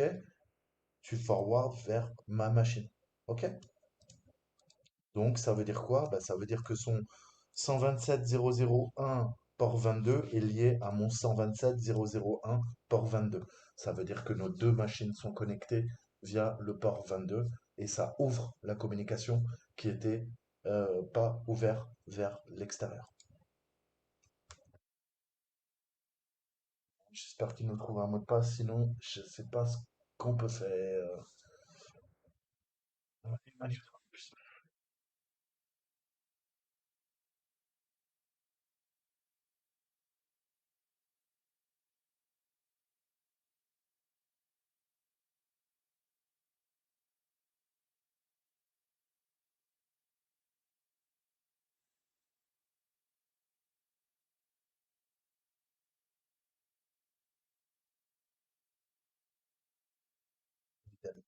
Fox Idle. Ok. Donc SSH 127.0.0.1 Fox arrobase. Bon,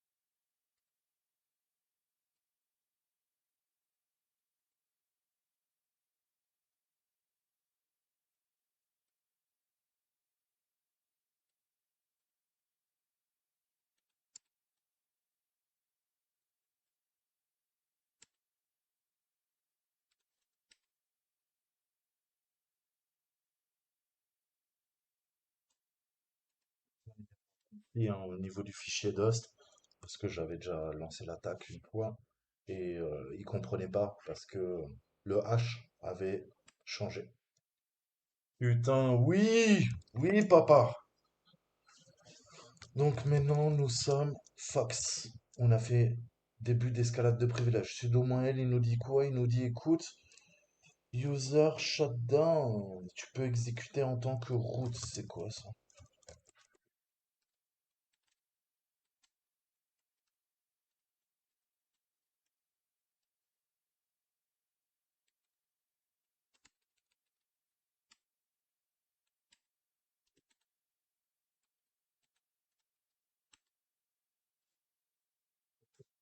Déjà, il s'exécute en tant que root. C'est avec ça qu'il faut qu'on fasse notre escalade de privilèges. Mais là, on est en train de se faire troller. Vous savez pourquoi? Parce que shutdown, ça arrête la machine. Donc, c'est pas un vrai shutdown. C'est pas possible. Il est en train de se foutre de notre gueule. On va voir. Shutdown. Attends. On va aller là-dessus. ls. Back. ls. cd user.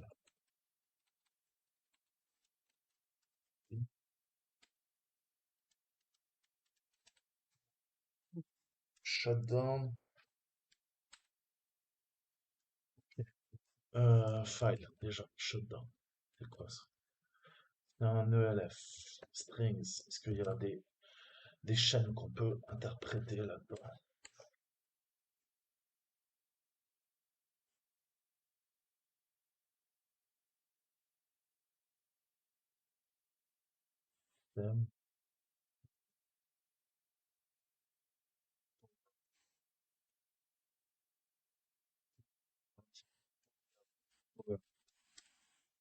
Ok, qu'on fasse de la rétro-ingénierie, qu'on comprenne.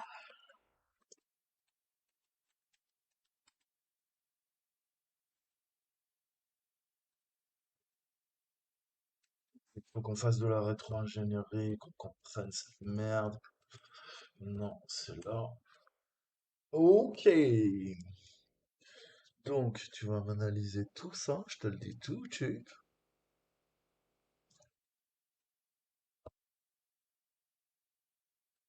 Donc, PDF, on veut la main.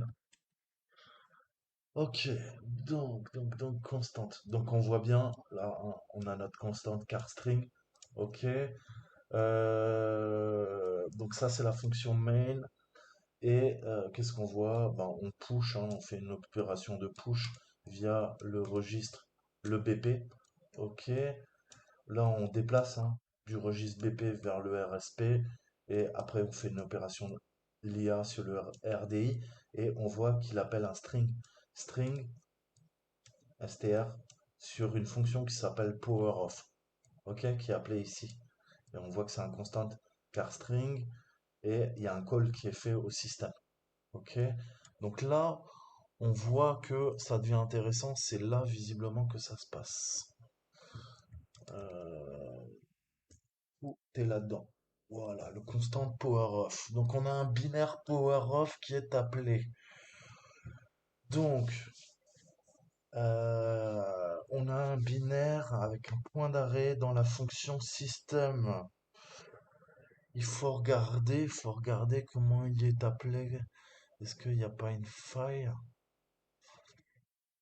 Alors, ouais, si, on a une faille. Là, en principe, on aurait dû avoir quoi? Si c'était bien codé, c'est quoi? Qu'est-ce qu'on a vu? SBin, power off. Ok? C'est comme ça qu'aurait dû être codé l'appel.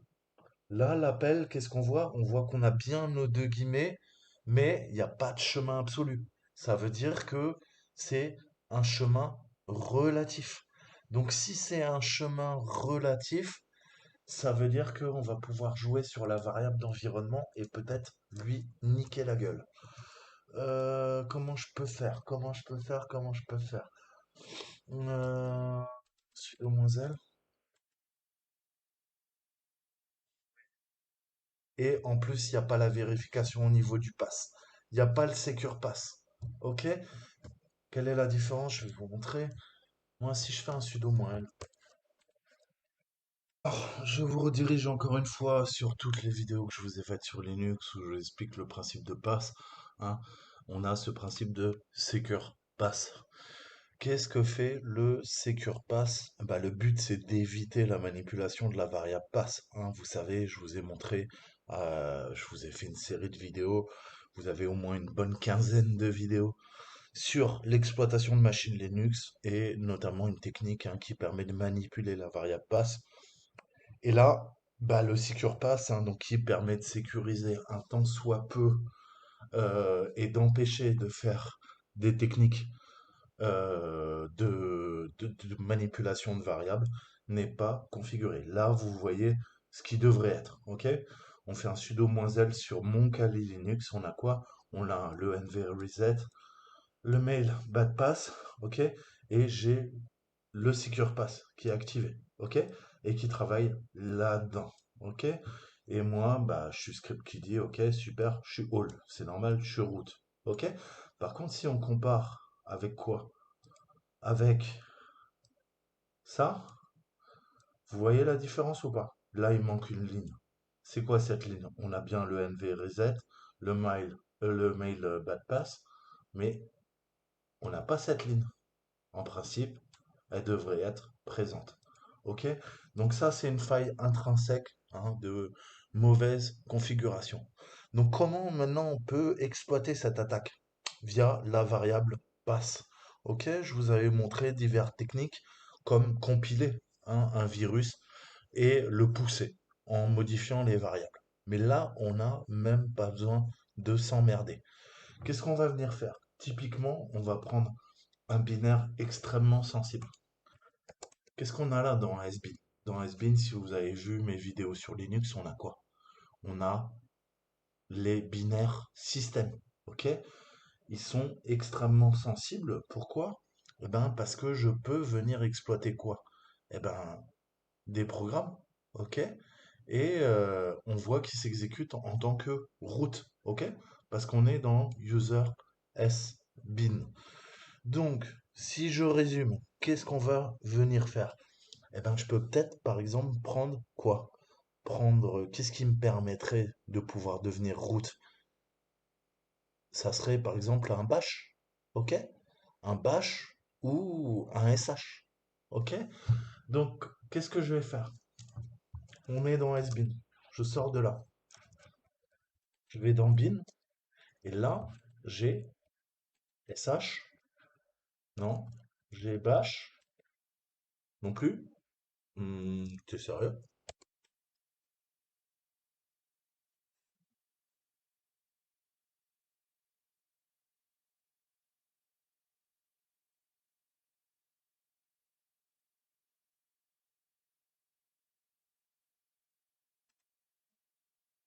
Parce que peut-être je suis pas route, donc j'ai pas les droits en exécution, donc je peux pas le voir. Non, c'est sûr qu'il y a un bash. Il y a le bash bug, donc il y a le bash. Il y a le bash bug, donc il y a le bash. Qu'est-ce que je peux faire? Qu'est-ce que je peux faire? Qu'est-ce que je peux faire? Typiquement, on va tester. Je copie. Alors c'est pour ça qu'il faut connaître le système de fichiers par cœur, hein. Dans TMP, on a vu qu'on a les droits en écriture. Et qu'est-ce qu'on a vu là? Quand j'ai lancé radar, qu'est-ce que ça appelle en fait? Quand je fais un shutdown, le binaire s'exécute et la fonction principale au niveau du code source codé en C, hein, là on est en train de regarder en code assembleur, on voit que ça fait un appel système sur une constante char et ça appelle un string. Le string, c'est quoi? Bah, c'est power off, ok, à 7 offset en mémoire, et on a bien notre constant char. Ça veut dire quoi? Je sais pour vous, c'est du chinois. Ça veut dire que quand je vais exécuter le programme quoi? Shutdown, le faux shutdown, hein, parce que le vrai shutdown, il fait pas ça, il arrête la machine. On nous a induit en erreur, ok? Et on est dit, tu as quand même les droits pour exécuter en tant que root shutdown. Vous imaginez bien que si ça arrêtait la machine, on ne pourrait pas terminer notre exercice. Donc, c'est un faux binaire shutdown qui fait autre chose et qui appelle quoi? Qui appelle une fonction power off, un autre programme power off. Donc, qu'est-ce que je fais? Si je renomme quoi? Si je renomme le bash en power off et que quoi? Qu'est-ce qu'on a vu? Qu'il n'y a pas le secure pass, qu'est-ce qui va se passer? Eh ben, au lieu d'aller chercher le power off, il va exécuter quoi? Le bash. Et comme il exécute le bash avec les droits root, parce que pour rappel, shutdown a les droits root, eh ben, ça va exécuter bash avec les droits root. On va passer administrateur. Ok? Donc ça, faut bien comprendre ce type d'attaque. Ok? Super. Je reviens, que vous compreniez bien. Je vais dans SBin. Ok? Là, je fais un ls-l, je veux les métadonnées de quoi? De shutdown. C'est le root. Lance shutdown. Pourquoi root lance shutdown? Vous allez me dire, toi, t'es Fox. Oui, mais il n'y a pas de secure pass. Et moi, en tant que root, je peux lancer shutdown. Ok? Donc, qu'est-ce que ça veut dire? Eh ben, ça veut dire qu'on va feinter le système au lieu de lancer. Bien sûr, il va lancer shutdown. Mais dans shutdown, ça fait un appel système vers quoi? Vers un autre programme. OK? Et cet autre programme, Linux va se faire berner. Au lieu de lancer quoi? Power off, il va lancer le faux power off qu'on va lui donner. OK? Et comme ça fonctionne en chemin relatif et pas en chemin absolu, et comme il n'y a pas le secure pass pour protéger le système Linux de cette attaque, qu'est-ce qu'on va pouvoir faire? On va pouvoir faire un sudo. OK? Quoi? Passe? OK? J'injecte. Je dis quoi? Bah écoute mon copain, vas-y, cherche. Dans TMP, je t'ai mis un super programme. Tu devrais regarder. OK?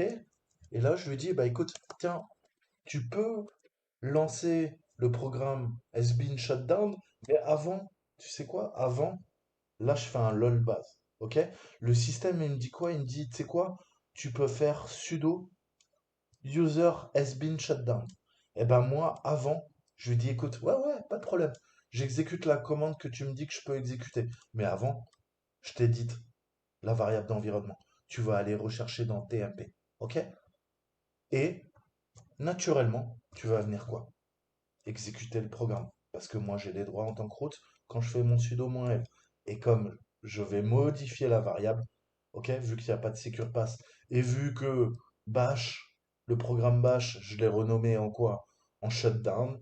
Quand tu vas lancer shutdown, qu'est-ce qui va se passer? Eh ben, il va se passer que tu vas exécuter mon programme, en fait. Donc ça, j'espère que vous comprenez bien, hein. Ce type d'escalade de privilèges fonctionne parce que PowerOff, le binaire, a un chemin relatif. Et Linux Unix recherche ce binaire dans tous les répertoires qui sont définis dans la variable pass. Ok? Là, on manipule la variable pass, on lui dit va chercher dans TMP avant tous les autres répertoires. Donc notre fichier bash copié, qu'on a renommé quoi? PowerOff. Ok, ah tiens, je me suis trompé en plus. Je l'ai appelé shutdown.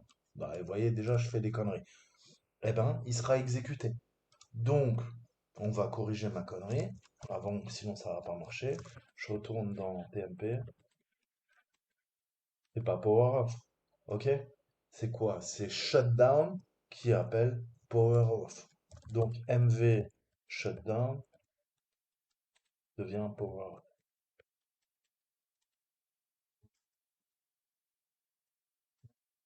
shutdown. On repart. Qu'est-ce qu'on a dit?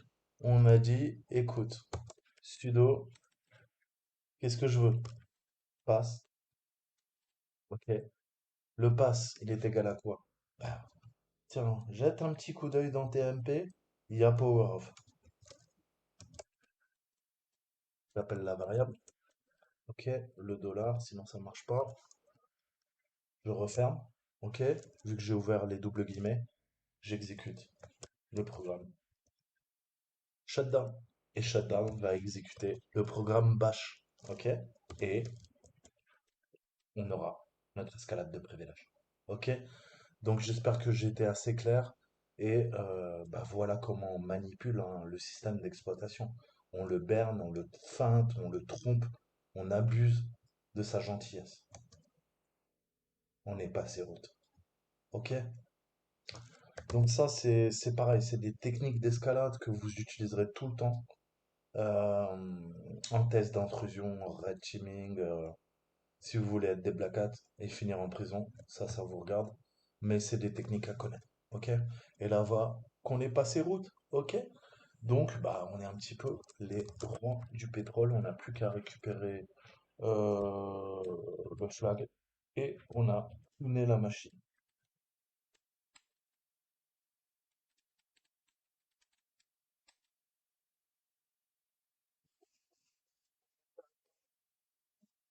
Le drapeau, il est pas là. Vas-y, cherche-le. Donc, comme on est quoi? Comme on est des professionnels de quoi? On est des professionnels de Fine. Je veux chercher quoi? Un type F. Ok. Qu'est-ce que je veux? Je veux que ça appartienne au user. Qu'est-ce que tu me fais, toi, espèce de jambon? Je veux que ça appartienne au user. Ok. C'est un fichier. Name. Je veux qu'il commence par quelque chose et qu'il finisse par txt. Ok. Et redirection des erreurs vers le dev nul pour pas être pollué. Ok. On en a pas mal. Alors, on a Fox. On va faire un petit cat sur home, euh, Fox user flag. Là, je sais pas si on l'a récupéré déjà.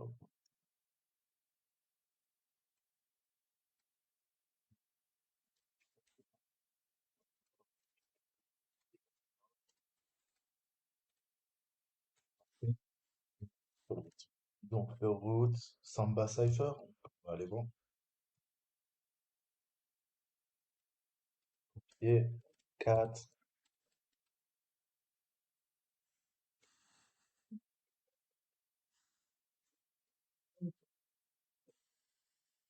Qu'est-ce que c'est que cette merde?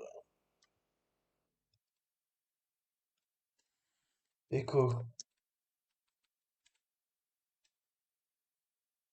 Ok. Echo. Ça, et tu me pipes. Vas-y. 64, 10 codes.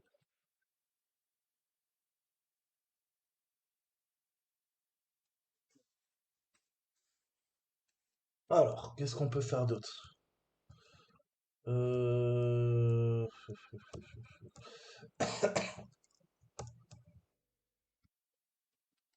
Il cherche groupe plutôt qu'utilisateur. Ok. Toujours Cypher, on a le notice. Route, celui-là, il nous nique la gueule. Ramor, il y a quoi d'autre?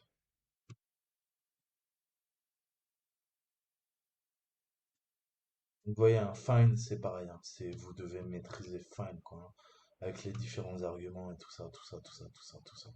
Ah, ça c'est intéressant. Webflag, on l'a. Varfox,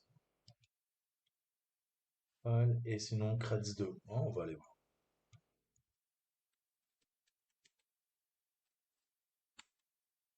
Non.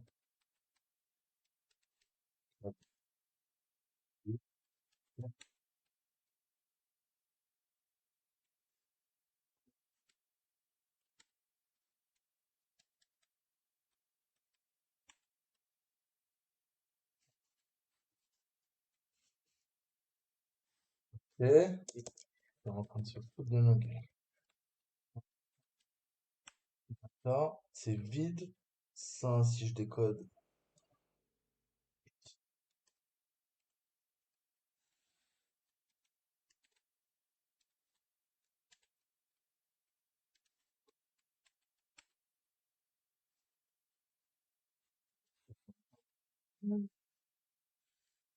Euh, find. Qu'est-ce que je peux faire? On recherche un fichier, c'est sûr. Ename, on va tester avec Ename. Donc là, je vais lui dire, écoute, tout ce qui commence par quelque chose, qui contient route, qui se termine par quelque chose, en espérant que ça le fasse.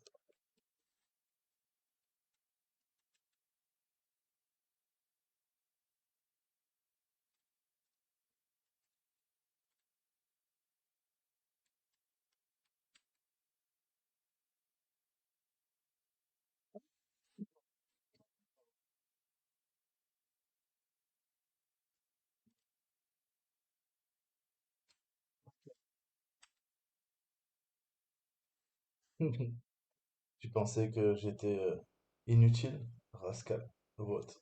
À mon avis, c'est celui-là. 4.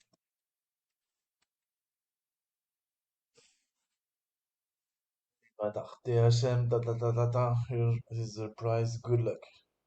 Ok, donc oui, parce que tu pouvais gagner des trucs, c'était pour l'année dernière. Tu pouvais récupérer grâce à ce string, gagner un abonnement à Try Avec Me. Voilà les amis, je crois que la machine elle est poutrée. C'était une machine très très... Ah!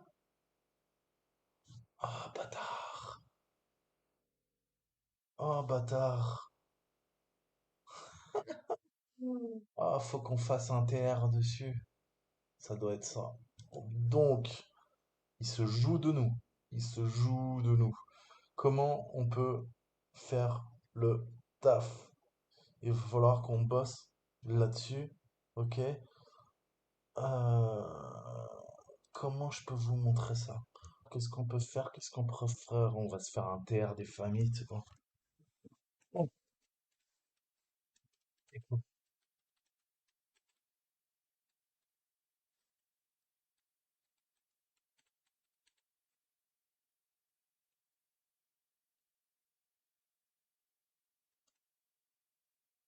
Et non, il y a bien plus en fait. Voilà, tout ça, c'est du white space.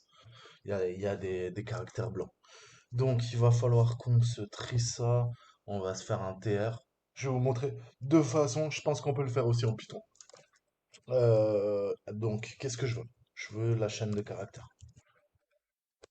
Ça, c'est ma chaîne de caractères. Ok. On va faire un N. On va lui faire un T, R, D. Je vous explique après. Retour chariot. Ça passe. Ça passe, ça passe, ça passe. Ok.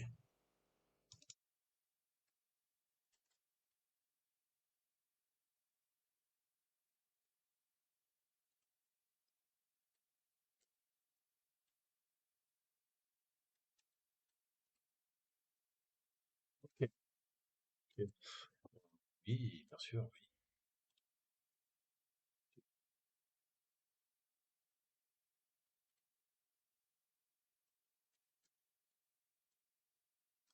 Donc, simplifier, je vais prendre A comme chaîne de caractères, que vous compreniez.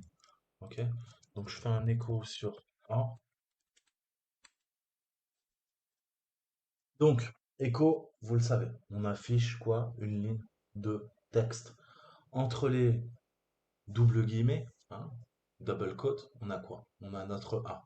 Qu'est-ce que c'est? Ça veut dire, bah, t'affiches un string. Qu'est-ce qu'un string? C'est une chaîne de caractères sur le standard output. Qu'est-ce que le standard output? C'est notre terminal. Ok? Ça veut dire ne pas afficher la nouvelle ligne de fin. Trailing new line. Ok? Ensuite, on fait le TR. Le TR, c'est quoi? C'est un programme qui fait quoi? Qui traduit ou efface certains caractères. Ok? Je lui passe en paramètre quoi? Des, hein, tu me supprimes les caractères et tu ne les traduis pas au niveau du set. Ok? Et je lui dis quoi? Tu me fais un retour chariot à la ligne. Hein. Donc TR, ça permet quoi? Ça permet de modifier les caractères et je lui demande un retour à la ligne à chaque fois.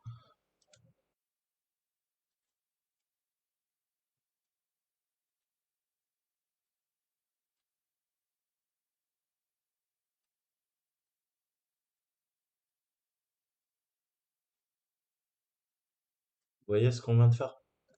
Là, je le fais à la main. Là, on a utilisé TR. Ok? Qu'est-ce que je vous ai dit? Il y a des blancs, il faut les supprimer. Ok? Qu'est-ce qu'on vient de faire via cette commande? On a tout simplement supprimé les blancs. Ok? Je lance mon Python. Il a Python 3. Oui, il a Python 3. Faire en Python. On va utiliser des méthodes. Alors, qu'est-ce que je peux lui dire? Je lance mon programme Python 3. Ok, tout de suite, C, je lui dis quoi? Eh ben, with open, hein, tu vas m'ouvrir quoi? On lui donne le chemin absolu. Chemin absolu, je sais que dans quoi? Il y a le home, il y a Rascal, il y a quoi? Il y a notre fichier. Ok? Moi, je suis bien allé le chercher là-dedans. On a Rascal, on a vu quoi? Qu'il y avait en fait un fichier caché. C'est pour ça qu'on ne pouvait pas le voir, qui s'appelait quoi? Did you think I was useless? Blablabla. Bla, bla, bla, bla. Ok?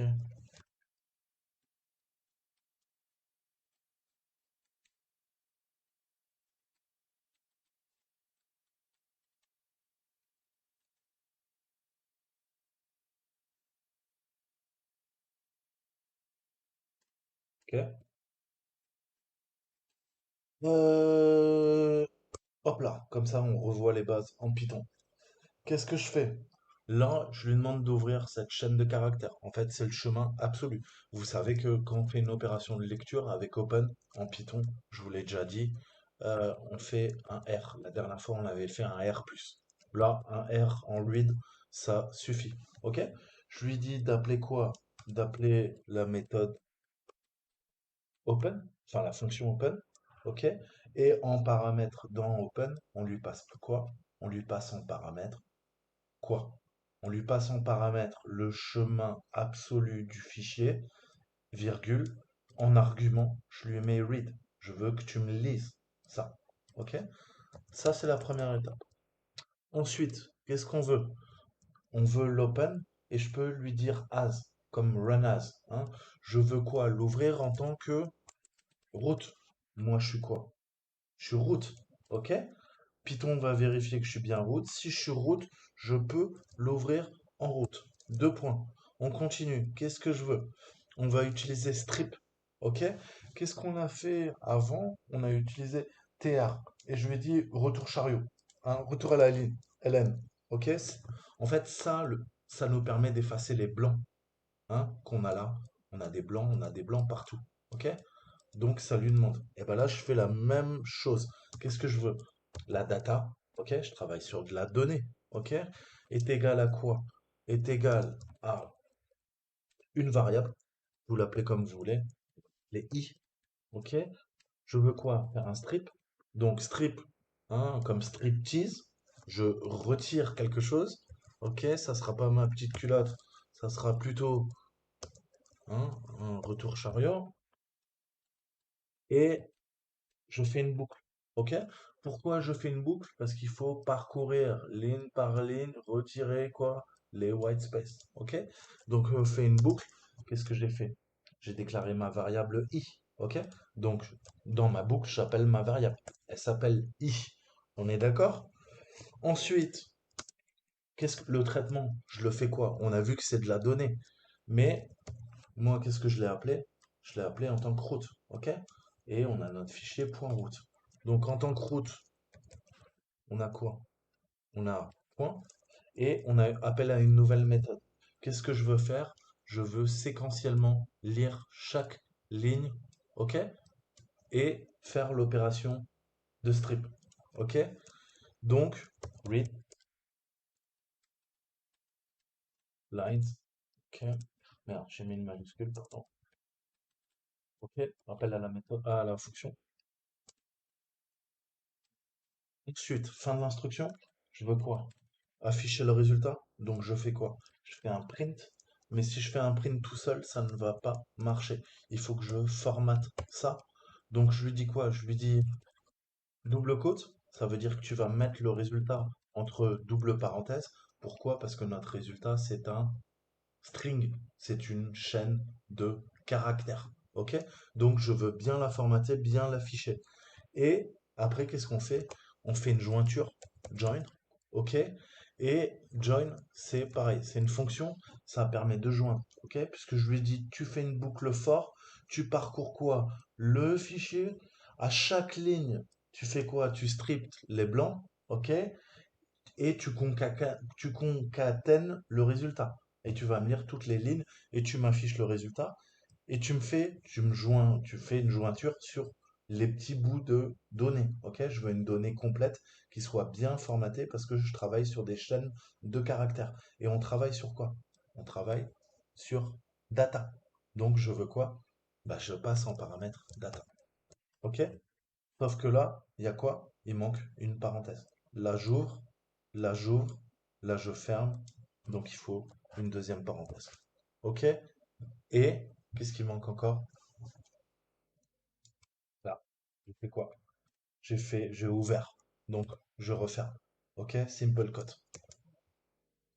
Merde. Qu'est-ce que j'ai fait comme erreur? Readlines, t'aimes pas mon readlines? Ah ouais, j'ai oublié de fermer. Pareil, erreur de ma part. Qu'est-ce que j'ai fait là? J'ai ouvert. Ok? Qu'est-ce qu'il faut que je fasse? Je ferme avec quoi? Avec le même signe. Ok? Donc, on referme. Non, pas là-dedans. Pas là-dedans. Là-dedans.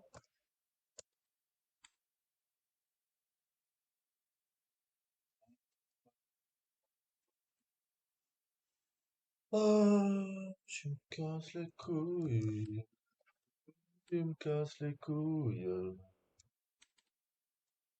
Je savais que j'allais me tromper, c'est pour ça que j'ai fait mon copier-coller tout à l'heure. Ok? Qu'est-ce que ça fait? Ça récupère tout ça et ça le formate. Ok? Parce que on a quoi dans notre fichier? On a quoi d'autre? On a pas que ça. Vous l'avez vu. Si je fais 4 routes, enfin, merde.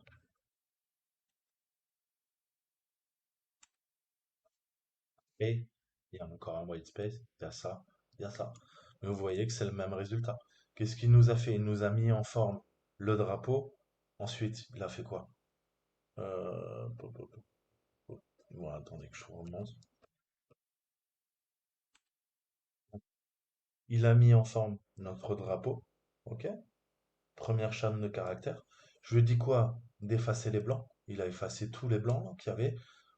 Collé, il nous met Here's the price. OK? Deux points. Ce qui est logique.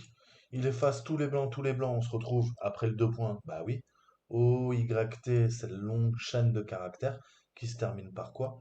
Par égal. Ok? Il efface à nouveau les blancs et il nous colle après le égal. Good luck. Ok? Donc ça, faut bien le comprendre. Ok? Comment on peut manipuler des strings, hein, des chaînes de caractères, parce que ça vous servira tout le temps. Ok?